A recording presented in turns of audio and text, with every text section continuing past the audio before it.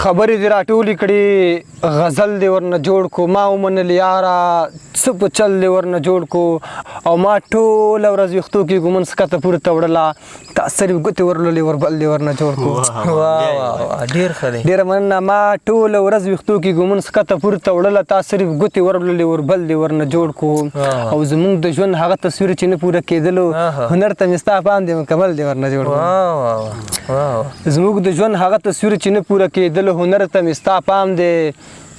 مکمل دې ورنه جوړ کو د زړه په غلا مې څو ځلې خپل زړه له سزا ورکړه خو بیا دې هم مجبوره کړو غل دې ورنه جوړ کو عباسه ستا لاسونه نه وو زه خوب زنګولم پښه دې خپله کت کړله سنګل دې ورنه جوړ کو ډېر ښه شعر دی او ښکلي په خپل حسن غرور کوي دغه نمرنګ خو یې ضرور کوي او ښکلو مې زړه داسې لمبه لمبه کړو لکه لمبې چې بل تنور کوي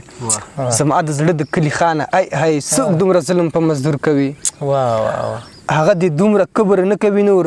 لږ ډېر تپوس دې د رنځور کوي عباسه هغه بوټی وچ شو درنه تا چې ویل څه کالې انګور کوي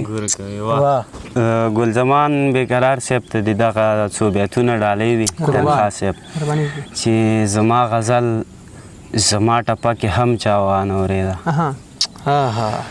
زما غزل زما ټپه کې هم چا وانه اورېده د زړه د درد څړیکه نغمه کې هم چا وانه اورېده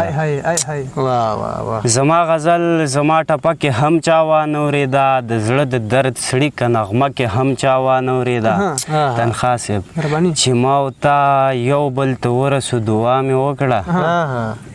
چې ما او تا یو بل ته ورسو دعا مې وکړه خو دا دعا مې په کعبه کې هم چا وانه اورېده ډېره مننه قربان چې ما او تا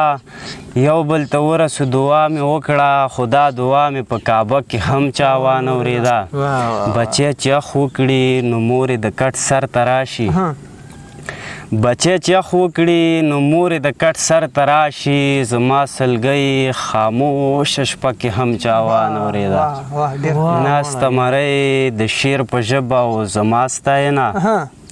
ناسته مرۍ د شعر په ژبه او زما ستاینه د پشکال په سره غرمه کې هم چا وانه اورېده چې دا تنخوا صاحب چې دا به څوک وي کور به یې چېرته وي نامه به یې څه وي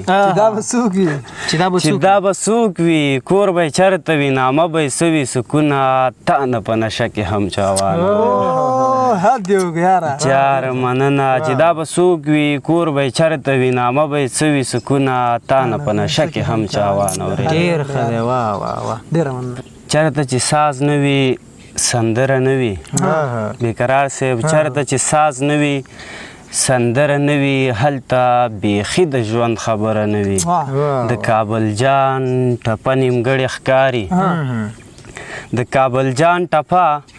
نیمګړې ښکاري چې یا قربان له پېښوره نه وي او مور یې د خدای لپاره ممې چېړه مور یې د خدای لپاره ممې چېړه په کار مې نه ده چې شاعره نه وي مور یې د خدای لپاره ممې چېړه په کار مې نه ده چې شاعره نه وي او که د شاعر د قلم زور نه وي نو مینه به دومره زوروره نه وي که د شاعر